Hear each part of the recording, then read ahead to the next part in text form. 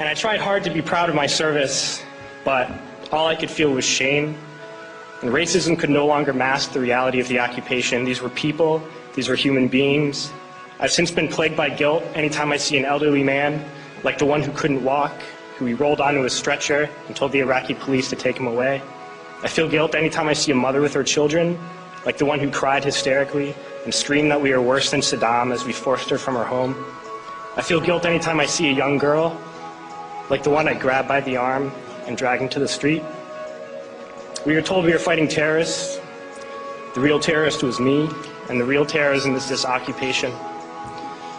Racism within the military has long been an important tool to justify the destruction and occupation of another country. It has long been used to justify the killing, subjugation, and torture of another people.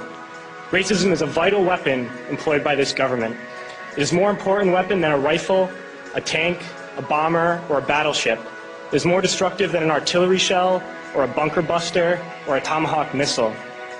While all those weapons are created and owned by this government, they are harmless without people willing to use them. Those who send us to war do not have to pull a trigger or lob a mortar round. They do not have to fight the war, they merely have to sell the war. They need a public who is willing to send their soldiers into harm's way. They need soldiers who are willing to kill and be killed without question. They can spend millions on a single bomb, but that bomb only becomes a weapon when the ranks in the military are willing to follow orders to use it. They can send every last soldier anywhere on earth, but there will only be a war if soldiers are willing to fight. And the ruling class, the billionaires who profit from human suffering, care only about expanding their wealth, controlling the world economy. Understand that their power lies only in their ability to convince us that war, oppression, and exploitation is in our interest. They understand that their wealth is dependent on their ability to convince the working class to die to control the market of another country. And convincing us to kill and die is based on their ability to make us think that we are somehow superior. Soldiers, sailors, Marines, airmen have nothing to gain from this occupation. The vast majority of people living in the U.S. have nothing to gain from this occupation. In fact, not only do we have nothing to gain, but we suffer more because of it. We lose limbs, endure trauma, and give our lives. Our families have to watch flag-draped coffins lowered into the earth. Millions in this country without health care, jobs, or access to education must watch this government squander over $450 million a day on this occupation.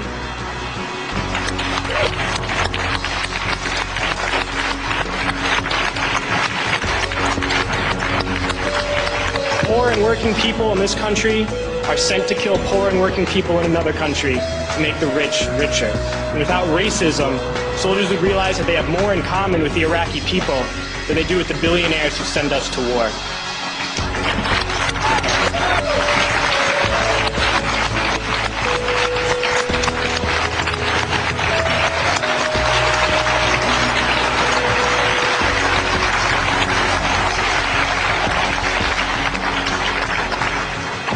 I threw families onto the street in Iraq, only to come home and find families thrown onto the street in this country, in this tragic and unnecessary foreclosure crisis. We need to wake up and realize that our real enemies are not in some distant land.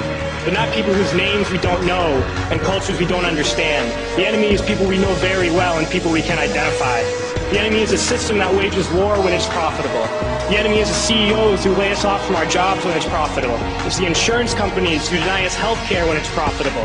It's the banks who take away our homes when it's profitable.